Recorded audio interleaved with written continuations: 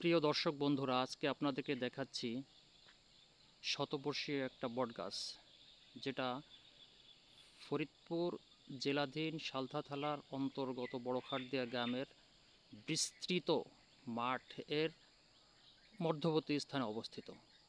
এই বটগাছটা আসলে শতবর্ষী বললে ভুলই হবে, কারণ এটা কখন কে রোপণ করেছে আসলে স্থানীয় মুরব্বীরা পর্যন্ত কেউ বলতে পারছে না।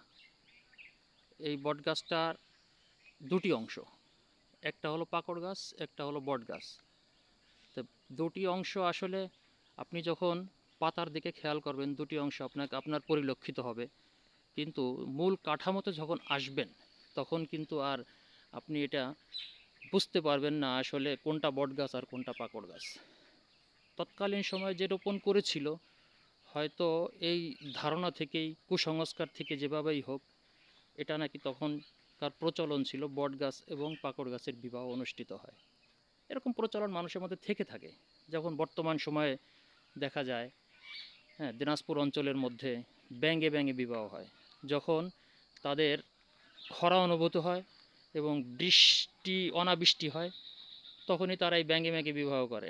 এটা মানুষের একটা ভুল ধারণা থেকে হোক, যেভাবেই হোক, এটা প্রচলন আছে। যা হোক, এই মূল বটগাছের মূল কাঠামোটা দেখতে পাচ্ছেন, অনেক, এর কাণ্ডটা অনেক বড় এবং বিশাল। ছোটোকালে আমরাই আসলে এখানে মানুষ হয়েছি।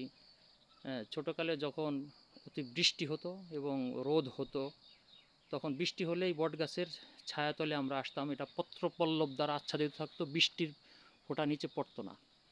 আর রোদ হলেও বিস্তৃত মাঠের কৃষকরা যখন রোদ হতো, তখন সে যখন ক্লান্ত বোধ করত, তখন সে এসে তার গামছাটা বিছিয়ে শুয়ে থাকতো।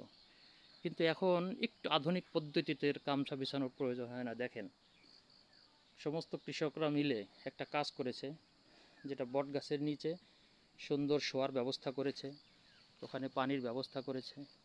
আসলে সুন্দর।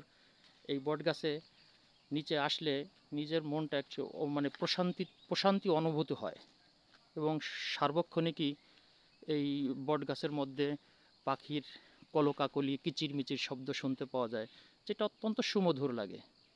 যা হোক বন্ধুরা, আপনাদেরকে এই শতবর্ষী, আসলে শতবর্ষী বলা ভুল হবে। কেউ কেউ বলে এটা 200 বছর, 250 বছর হবে, তার আগে রোপণ করা। কে কখন রোপণ করেছে আসলে বলা যাচ্ছে না। যা হোক বন্ধুরা, এই বট গাছটা আপনাদেরকে দেখাতে পেরে অত্যন্ত আনন্দিত বোধ করছি। আল্লাহ হাফেজ।